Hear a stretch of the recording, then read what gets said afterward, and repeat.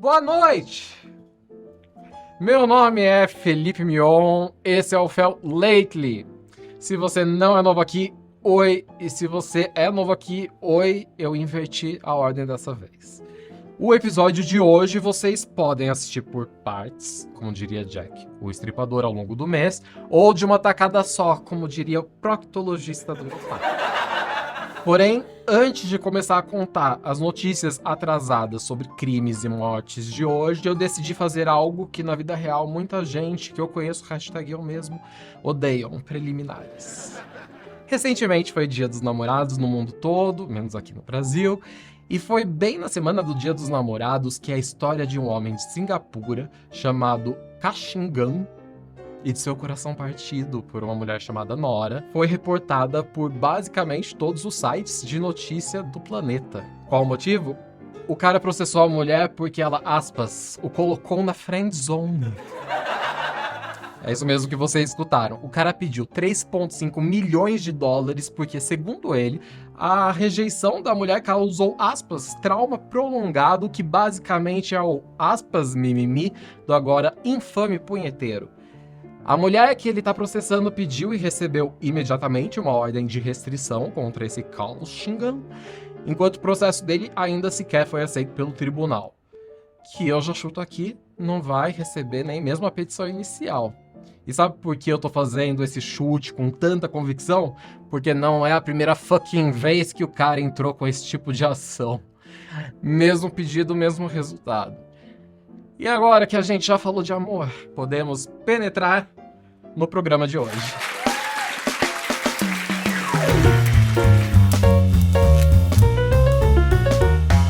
Não faz muito tempo que alguém me disse que hoje em dia aquele tipo de espionagem rudimentar dos tempos da Guerra Fria ficaram para trás. E que basicamente um espião hoje deixou de se parecer com isso para se parecer com isso. Aparentemente, quem me disse isso estava errado, uma vez que, em 2023, aparentemente a tecnologia que deixa o país mais poderoso do mundo em alerta é a mesma que os meus sobrinhos de 4 e 1 ano usaram nas suas festinhas de aniversário. No dia 22 de janeiro de 2023 aconteceu o novo ano chinês. Nesse dia foi realizada a principal tradição das festividades do novo ano na China, que é o Festival das Lanternas. As lanternas chinesas variam de tamanho e formatos, mas, segundo a minha pesquisa, parte da tradição sobre o Festival das Lanternas é tentar adivinhar seus enigmas. Aparentemente, uma dessas lanternas era um balão que se perdeu por aí até ser avistado novamente nos dias seguintes, nos Estados Unidos. Eu mesmo fiz uma para vocês adivinharem um enigma. Estranhamente, o balão parecia não seguir exatamente a corrente de ar, como se dentro dele tivesse um piloto, alguma coisa que pudesse manobrar o bagulho. Só para constar, ele era guiado por satélites, e mais estranho ainda foram os locais aonde esse balão foi avistado. Todos próximos a bases militares dos Estados Unidos. O saco de hélio foi derrubado por um míssil lançado por um jato militar F-22, porém 2 jatos foram enviados para realizar a missão de estourar o balão, o que levou muita gente a pensar, será que não teria sido mais fácil usar outro balão, enviar na cestinha dele uma pessoa portando uma agulha e estourar, sem gastar o tempo e dinheiro com o uso de 2 jatos de guerra e um míssil? Para complicar a situação, na semana em que eu tô gravando isso, outros 3 objetos não identificados foram derrubados pelo Canadá e pelos Estados Unidos. Um em formato de pentágono, metálico, e que supostamente consegue se manter no ar, mesmo quando parado. Mas dessa vez não é um balão. Será que é Marte ataca? Será que é o Musk? Será que é a Rihanna? Ou será que é esse cara? Antigos alienígenas visitaram a Terra no passado remoto. Quem sabe quando esse episódio for ao ar, vocês já saberão quem são esses outros objetos não identificados. Além disso, em conferência com a mídia, os oficiais estadunidenses disseram que outros balões sobrevoavam a América Latina, mas esses mesmos oficiais se negaram a informar em que lugar da América Latina eles estão ou estavam. Então, como cidadão preocupado com a nossa soberania, eu olhei para cima. E eu vi algo que pode ter sido real ou não, afinal eu tinha acabado de tomar uma caipirosca de cogumelo. Quando eu finalmente acreditei que eu tinha acabado de encontrar o meu primeiro furo de notícias, eu percebi que, na verdade, eu estava olhando para uma camisinha que estava voando perto do bloquinho de carnaval que eu tava. Apesar desse não ter sido o meu furo de notícias, graças ao Inmetro, que desmente o ditado de a camisinha estourou por causa do tamanho da minha jeba, eu tento ver isso pelo lado bom. Eu não encontrei o furo de notícia, porém eu fiquei satisfeito em saber que a gente sabe pra que serve camisinha. E pra concluir esse caso de espionagem, eu vou reiterar aqui uma dica dada pelo Daily News com o aval tácito da Chelsea Handler. China, se você estiver vendo isso, que obviamente está, da próxima vez, que tal vocês pintarem o balão da cor azul? Pelo menos assim ninguém vai enxergar ele no céu. Ou que tal escrever nele a palavra lua? Muita gente acreditaria, tipo eu.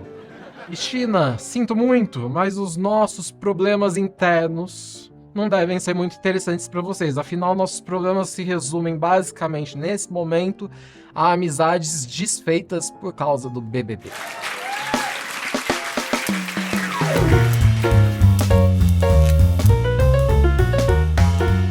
Uma troca de fralda geriátrica que ocorria numa clínica em Palermo, na Sicília, Itália, foi interrompida por mais de 100 membros das Forças Armadas italianas para o cumprimento de um mandado de prisão de um homem foragido desde 1993.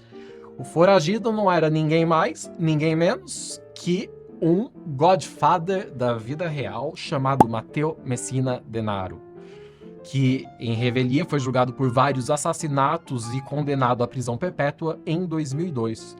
O Matteo era chefe da Cosa Nostra, também conhecida como máfia, uma sociedade secreta criminosa que nasceu na Sicília no século XIX. Basicamente, a máfia pode ser definida como um tipo de crime organizado, não apenas ativo em vários campos ilegais, mas que também tem como objetivo exercer funções de soberania do Estado sobre um território específico, no caso a Itália. Como líder da chamada gangue Castelvetrano no final dos anos 80 e começo dos anos 90, o Matteo firmou uma aliança com outra gangue, os Corleonesi, que foi a gangue imortalizada pelo filme O Poderoso Chefão. Foi por meio dessa aliança que o Matteo se tornou o chefe de todos os chefes, menos da Anna Wintour, essa parte vague desse episódio.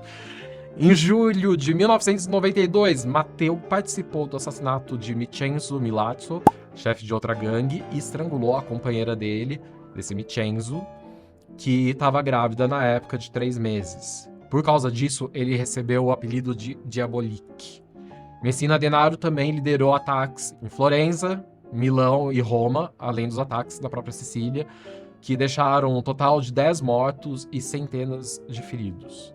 Em meados de 1993, ele optou por desaparecer ao estilo Houdini, tornando-se um líder invisível da máfia. Como poucas pessoas sabiam qual era a aparência do Matteo, ele conseguiu evadir a polícia por todas essas décadas sem precisar deixar o país, nem mesmo a região da Sicília. Nunca ninguém acreditou que ele poderia estar morto, afinal, vaso cattivo não se rompe. Entre as frases mais infames do criminoso, uma fica em destaque.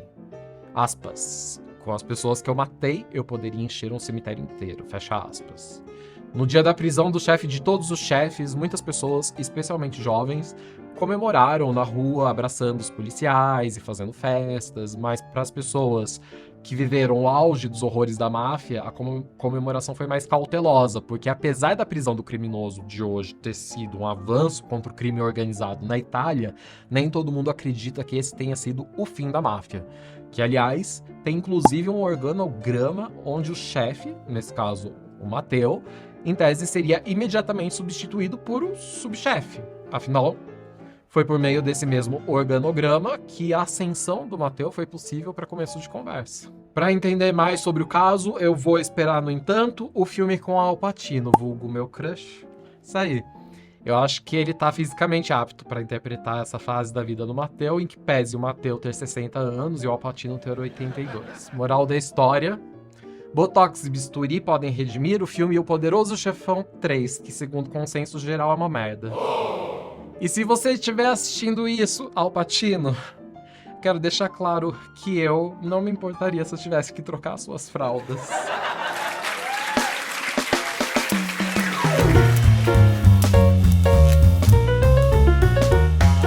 Mais um caso digno de novela que foi divulgado pela mídia em fevereiro de 2023. Em 16 de agosto de 2022, os pais de uma mulher alemã com ascendência paquistanesa reportaram o desaparecimento da filha deles, que tinha 24 anos. O nome dela era Sharaban e ela era uma micro-influencer de beleza do Instagram. Durante as investigações, o carro da mulher desaparecida foi encontrado com o corpo dentro. O corpo da mulher encontrada havia sido esfaqueado várias vezes e o rosto estava desfigurado. A polícia e os pais da Sharaban inicialmente identificaram o corpo como o da mulher desaparecida. No entanto, uma autópsia e análise de DNA revelaram que não era ela, mas sim uma mulher diferente, mas surpreendentemente semelhante à influenciadora digital. Durante as investigações, descobriu-se que a mulher reportada como desaparecida, a primeira que eu falei aqui, estava viva, porém escondida. A verdade é que a influencer, segundo as investigações, procurou nas redes sociais alguém que se parecesse muito com ela, com o intuito de matar essa pessoa, forjar a própria morte a fim de se livrar de, aspas, problemas de família, que não foram divulgados até então. Após encontrar a vítima, a assassina, com a ajuda de um segundo criminoso, cujo sexo, nome e quaisquer outros dados não podem ser divulgados ainda por conta de decisão judicial impondo segredo de justiça a esse caso, mataram a sósia e até o momento em que o DNA da real vítima não havia sido testado, as pessoas realmente acreditaram que era a Sharaban que tinha morrido. Esse caso foi um daqueles tão chocantes que chegou a ganhar apelido, sabe? E o apelido foi o assassinato Doppelganger. Eu não sei o que Doppelganger significa, mas provavelmente deve traduzir como burrice. Será que a influenciadora digital não sabia que existia, ou existe, né? Na verdade existe, ainda existe, tá, gente? Testes de DNA para se identificar com absoluta certeza de quem pertence um corpo? Girl, você tá ajudando a propagar a ideia de que influenciadores digitais não são as pessoas mais inteligentes nesse planeta, né? Tipo, até o momento, as investigações continuam em andamento, sendo que a assassina e o suposto partícipe do crime permanecerão presos até a polícia alemã enviar o relatório da investigação completo para a promotoria que fará a acusação formal. Talvez já tenham feito enquanto vocês estiverem assistindo isso. Afinal, não é à toa que esse canal pode ser traduzido como notícias que caíram tarde demais. Obrigado de nada, tá? Ah, por fim, esse caso foi patrocinado por Teodora, de Haja Coração, Raul, de Caminho das Índias, Bia Falcão, de Belíssima, e Raquel, de Mulheres de Areia, que já conta com outra participação nesse canal.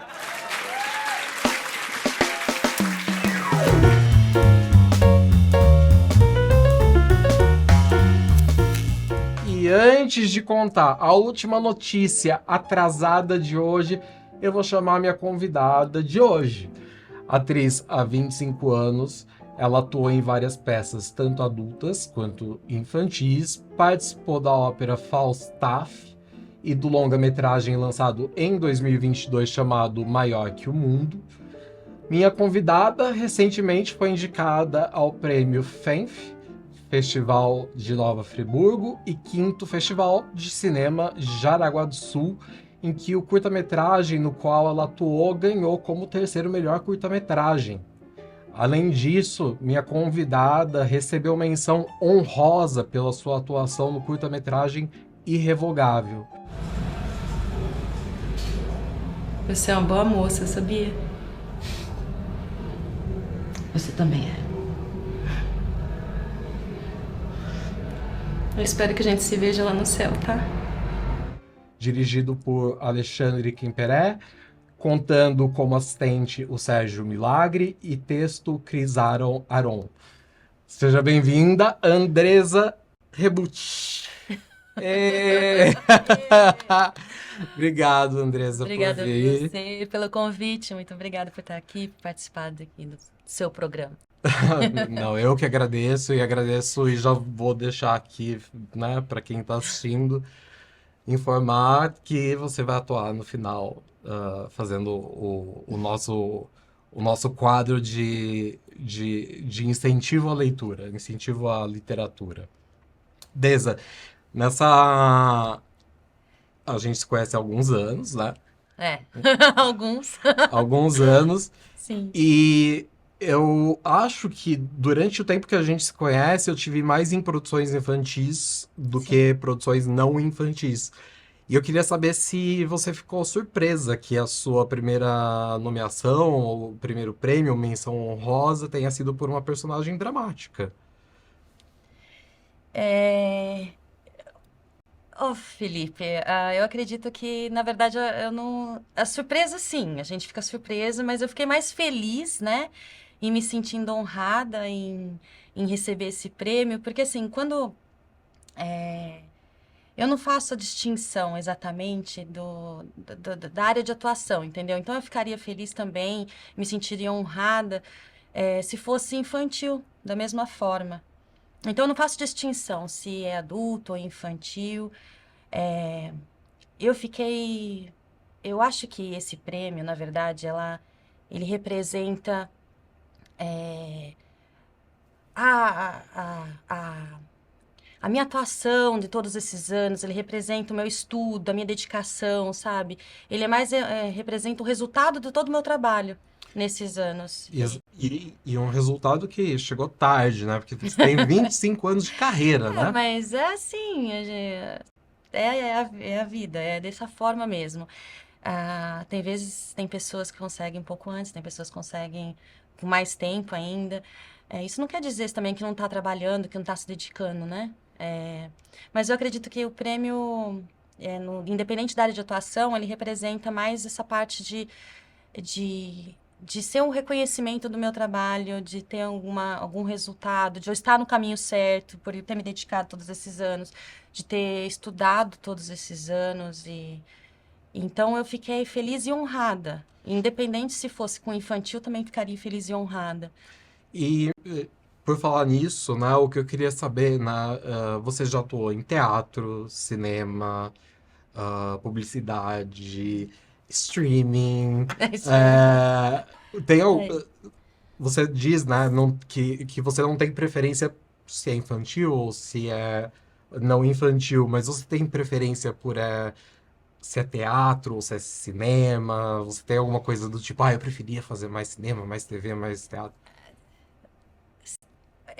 Eu gosto de atuar, né? Eu gosto de atuar em qualquer parte, qualquer área ali de atuação, independente. Eu gosto de estar em ação, eu gosto de estar fazendo o personagem, vivenciando aquilo. Todo personagem tem um porquê de estar ali, tem um perfil psicológico, tem toda uma história, tem um porquê que o escritor colocou, enfim. Então eu gosto de atuar. Ah, mas, claro, eu tenho uma preferência porque, assim, existem as diferentes linguagens. O teatro, ele é muito maior, né? Tem a parte do espaço cênico ser maior, então você tem que ampliar o seu movimento, tem que projetar a sua voz. É diferente, por exemplo, da linguagem, né, televisiva ou cinematográfica, que você tem que fazer menor. E é voltado mais para o seu olhar, para sua expressão ser menor, tudo. Então, tem todo um trabalho nisso, um estudo sobre isso. E mas eu tenho essa preferência no cinema, sim, mesmo gostando e, e estarem atuando em todas as áreas ali, de estar me dedicando, eu acho que eu me sinto, que o coraçãozinho bate mais forte, sabe? Eu me sinto mais realizada, mais Quando você 100% tá fazendo cinema? fazendo cinema, séries, essas coisas, assim. Eu Eu acho acho, que eu acho bem legal que você responda isso, porque geralmente as pessoas elas são do tipo, não, qualquer coisa, não, eu gosto de tudo não, igual, mas eu acho que todo é que mundo são tem uma linguagens preferência. diferentes, são linguagens, o estudo é diferente, né? E você tá atuando, pra gente, é o trabalho todo que a gente tem, né? Isso é o que importa, que move a gente. Mas eu acho que o contexto do cinema, a linguagem do cinema, ele traz você ali com tanto mais psicológico, né? Traz aquela questão de você ser mais visceral também, você consegue ter a coisa que o teatro traz junto com a TV, então você consegue passar essa linguagem aí um pouco diferente.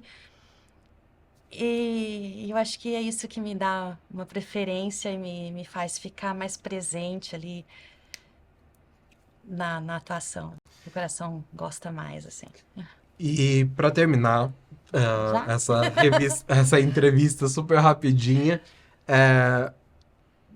de novo, né? Na minha opinião, tardou demais para chegar essa menção honrosa que foi merecida. Eu assisti, achei incrível sua atuação no curta-metragem. Assistam, gente. E eu queria, assim, eu ultimamente tenho conhecido muitas pessoas jovens que, por algum motivo, perguntam, como se eu soubesse alguma coisa, se vale mais a pena ir para uma carreira tradicional ou ir direto para o que elas querem fazer, como atuação, ou música, arte, no geral.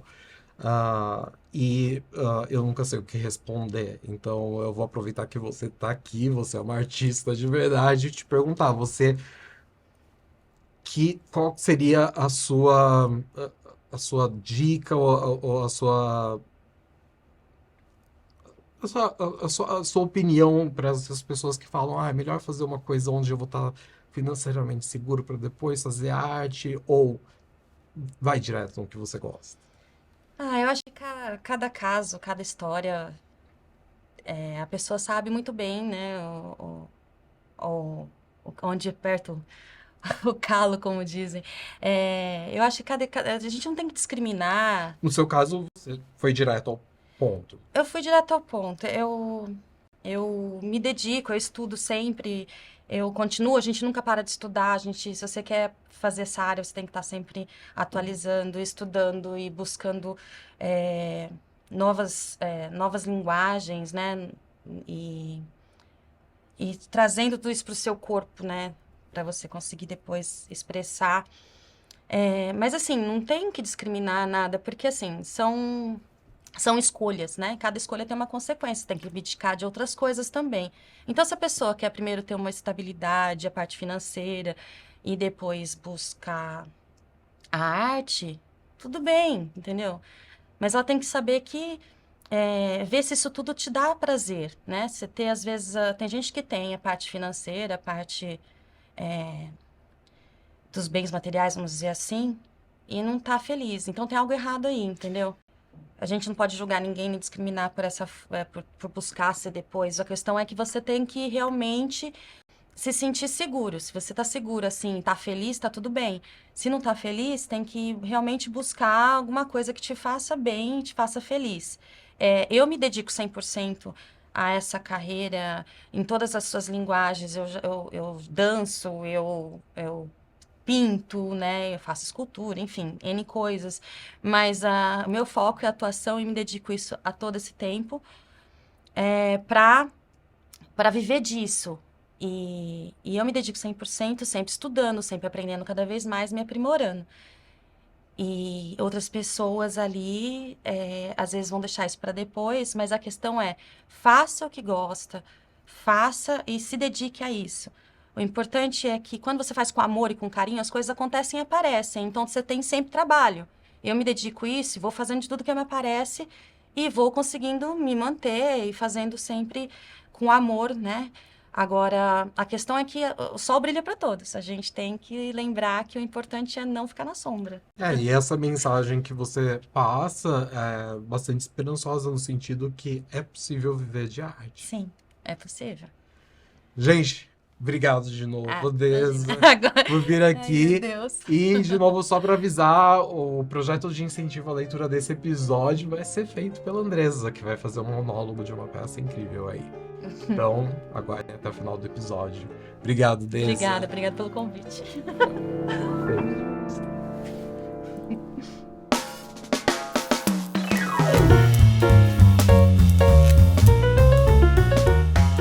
Por falar em incentivo à leitura, essa história, meio causo, tá? Vou deixar claro, é sobre incentivo à não leitura, tá? Outro dia, eu fui visitar meus sobrinhos e eu prometi que eu ia levar algum jogo de tabuleiro para brincar com eles. Durante o nosso jogo com o Ouija Board, o único jogo de tabuleiro que eu tenho, enfim. Enquanto eu e os meus sobrinhos brincávamos com o Ouija, nós nos deparamos com o espírito da Rainha Elizabeth I. E aqui começa a resenha do livro que você não precisa ler. E também o motivo pelo qual nós, eu e meus sobrinhos, que temos idades mentais parecidas, concluímos que a rainha não tá no céu. Harry e Meghan se mudaram para Hollywood para viver uma vida fora da imprensa. Desde então, eles deram uma entrevista para Oprah, participaram de talk shows, late shows, criaram um podcast patrocinado pela empresa que eu não posso dizer o nome aqui, filmaram o Reels mais gigante da história para Netflix e lançou, não sei, o livro, né? O Harry lançou o livro, né? No livro, que não foi escrito pelo Harry, porque, aspas, segundo ele mesmo, eu odeio ler, o escritor fantasma conseguiu colocar a visão dele sobre o Harry. Afinal, de novo, aspas, eu odeio ler, disse o filho de reserva, a.k.a. Spare. Então, provavelmente, nem mesmo Harry leu o livro do Harry antes da publicação, porque eu realmente duvido que ele dedicaria tantas páginas para contar sobre a saga, e aqui vem o spoiler, na qual o pinto dele ficou congelado. Literalmente, congelado no Polo Norte. Dito isso, eu sei que ele leu o livro dele após o lançamento, porque existe a versão audiobook narrada por ele. Eu jurava até ouvir essa versão que o Harry finalmente tinha encontrado a vocação dele, a comédia, com a tal odisseia do pau congelado. Mas se vocês escutarem o audiolivro, vocês vão perceber que é real, oficial, ele tava falando sério. Inclusive ele narra o episódio no audiobook com uma voz bastante melancólica, triste. O pau congelado. My penis was oscillating between extremely sensitive and borderline traumatized. Voltando para o Ouija Board. A questão que eu mais queria saber era: por que o Harry e a Meghan são mais assediados pela mídia, ao invés do príncipe Andrew, que, para tentar se livrar de uma acusação de estupro, disse em rede nacional que ele possuía uma condição médica que o impedia de suar. O que basicamente foi uma confissão, afinal, se tal condição fosse real, ele não estaria vivo, né? Para começo de conversa. Mesmo entrando em um acordo judicial sobre a questão do estupro, o Andrew, príncipe Andrew, ainda tá lá na família real, e pouco se ouve falar dele. E então a Beth respondeu no Ouija, aspas, a mídia assedia o Harry e a Meghan porque eles não sabem seguir protocolos, regras, fecha aspas. E eu disse, mas Beth, no protocolo não tem nenhuma regra, uma mera sugestão, pelo menos, aos membros da família real para não praticarem estupro, alguma coisa do tipo, tente não estuprar ninguém? Aí a Beth disse, tô entrando num túnel. Foi aí que ela desligou o Ouija Board. Pra finalizar essa saga, que nesse momento eu sei que não foi finalizada, #South Park, depois que o casal já tinha cagado na cabeça de todo mundo da família deles, eles disseram, aspas, estamos abertos para diálogo, fecha aspas, bitch, no. Se alguém saísse por aí falando mal de você, expondo seus segredos, cagando nos membros da sua família pra imprensa, você iria se abrir para dialogar? Minha honesta dica aqui pro povo da família real, que assim como a China e o Al Pacino acompanham esse canal, não conversem sobre nada, porque logicamente o material e a criatividade estão acabando, e eu tenho certeza que essa abertura para diálogo é uma forma de existirem outros escândalos, livros, entrevistas, podcasts, entrevista com a Oprah de novo, parte 2, e fucking money sem fucking trabalho, até as Kardashians trabalham mais que esse casal. Enfim. Antes de encerrar esse episódio, como projeto de incentivo à leitura, eu quero aproveitar aqui e dar parabéns para Cabo Eric, que virou mamãe alguns dias atrás, tá? Esse episódio é dedicado a você, e a Cláudia Raia e ao Benjamin Button, filho dela. E com vocês, mais uma vez, Andressa Rebucci.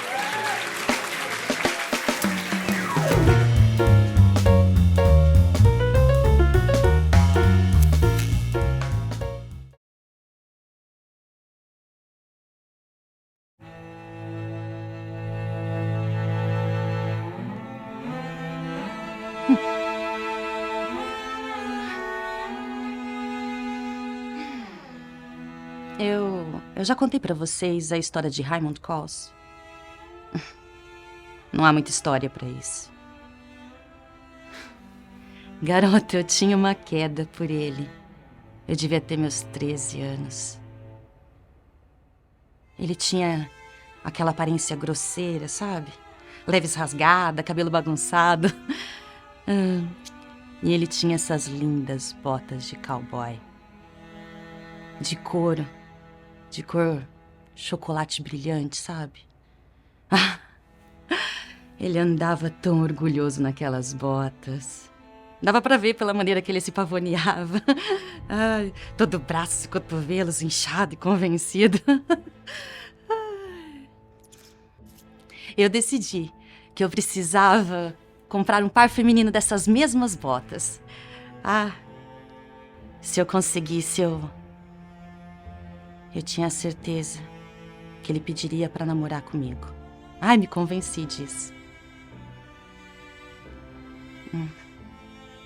Ele iria olhar pra mim com aquelas botas e diria: nossa, aí está a garota pra mim.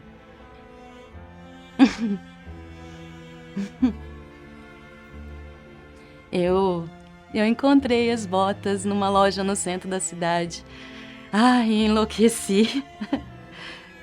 Ficava acordada até tarde, na cama, ensaiando a conversa que ia ter com o Raymond quando ele me viria em minhas botas. Devo ter perguntado à mamãe uma centena de vezes se ela poderia me dar as botas. O que você quer de Natal, Vi? Mamãe! Eu faria de tudo por aquelas botas. Eu dizia, tentando negociar com a mamãe.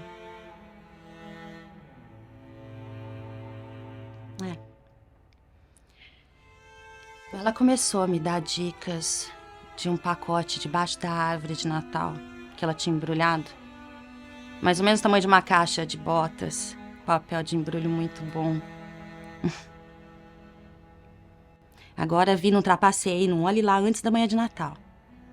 Ela dizia com um pequeno sorriso no rosto. Manhã de Natal, eu acordei disparada e comecei a rasgar os papéis e finalmente abri aquela caixa.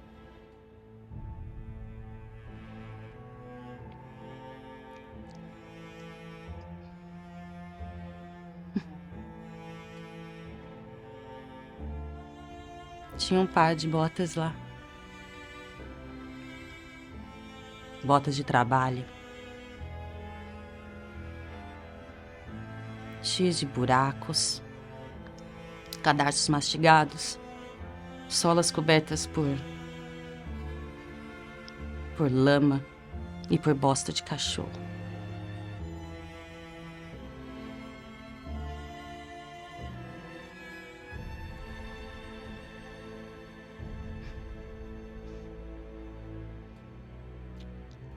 Minha mãe riu disso por dias.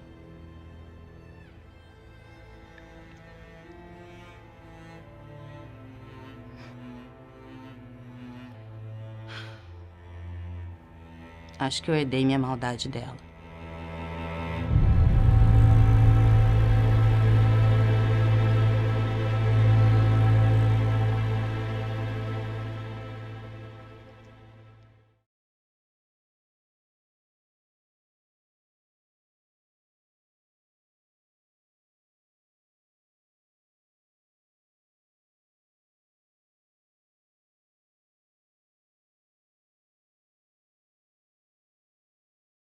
De hoje.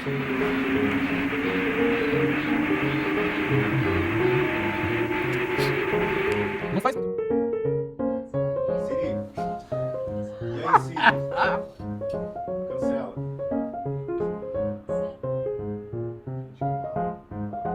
Quem que é essa mulher? Não. Beleza. Aí sobe fogo. Primeiro sobre fogo.